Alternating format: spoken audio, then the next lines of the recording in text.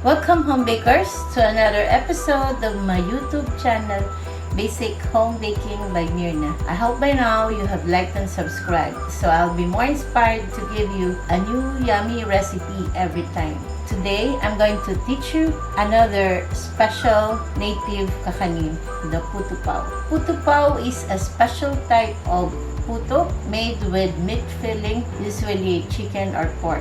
It is made extra special by adding cheese and salted egg on top. It is a small version of the Chinese siopao dish but made out of puto, a steamed rice cake here in the Philippines. The ingredients are, for the puto, 1 1/2 cup of cake flour, 1/2 cup of white sugar, 3/4 cup of fresh milk, 2 tablespoons of powdered milk, 1 tablespoon of baking powder. For the topping, salted egg and cheese. For the meringue, 4 egg whites, 1/4 cup of sugar, 1 teaspoon of white vinegar, and a pinch of salt. For the filling, we have 2 cups of diced pork, the pigi part, 2 tablespoons of brown sugar, 2 tablespoons of soy sauce, 2 tablespoons of oyster sauce, 2 tablespoons of hoisin sauce, 1/2 cup of water, another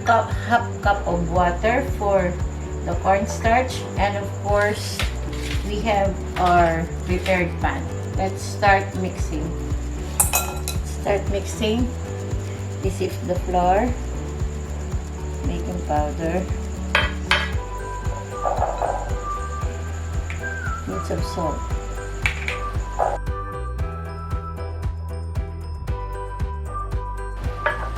Powdered milk,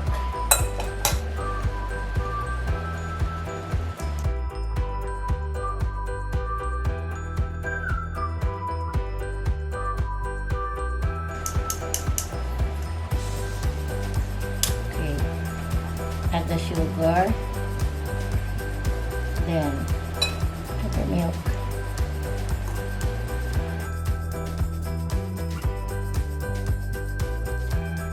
add 1/4 cup of water,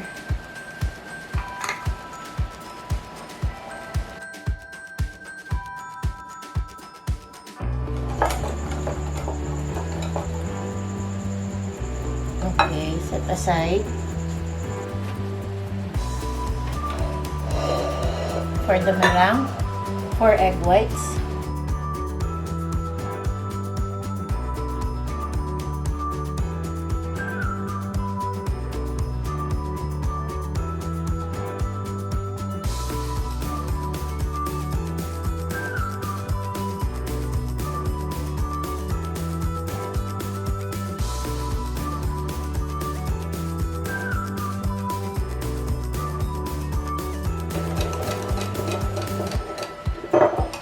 now let's fold.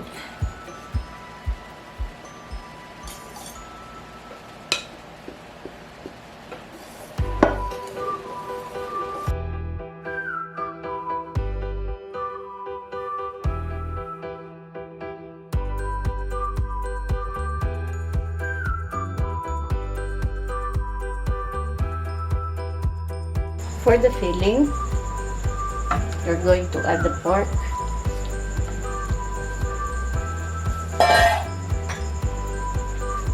then the soy sauce,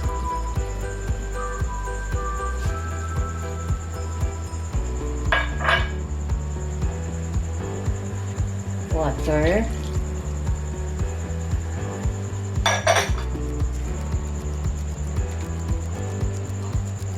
oyster sauce,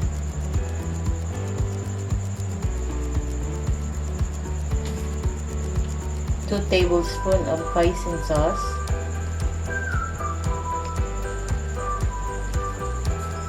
brown sugar,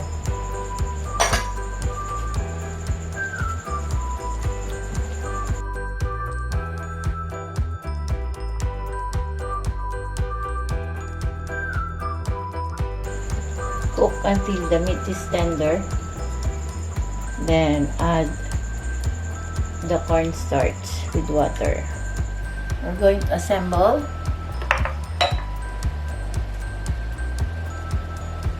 Add a little, only half of the mixture.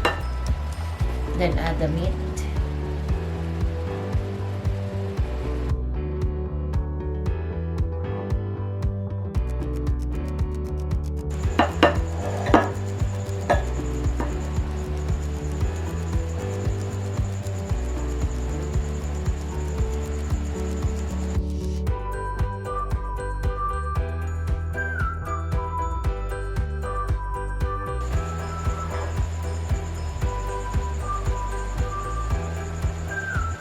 And cheese.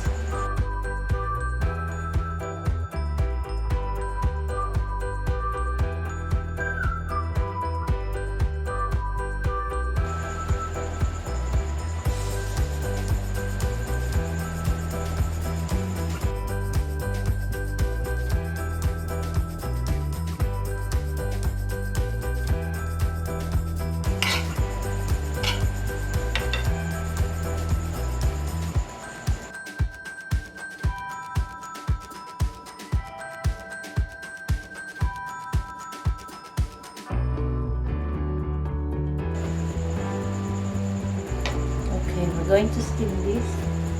My puto pao is out of the steamer, steamed for 15 minutes. Look how pretty. Super white, super soft, and fluffy. There you have it, my puto pao with asado filling. If you like this video, please like and subscribe. See you on my next episode. Enjoy!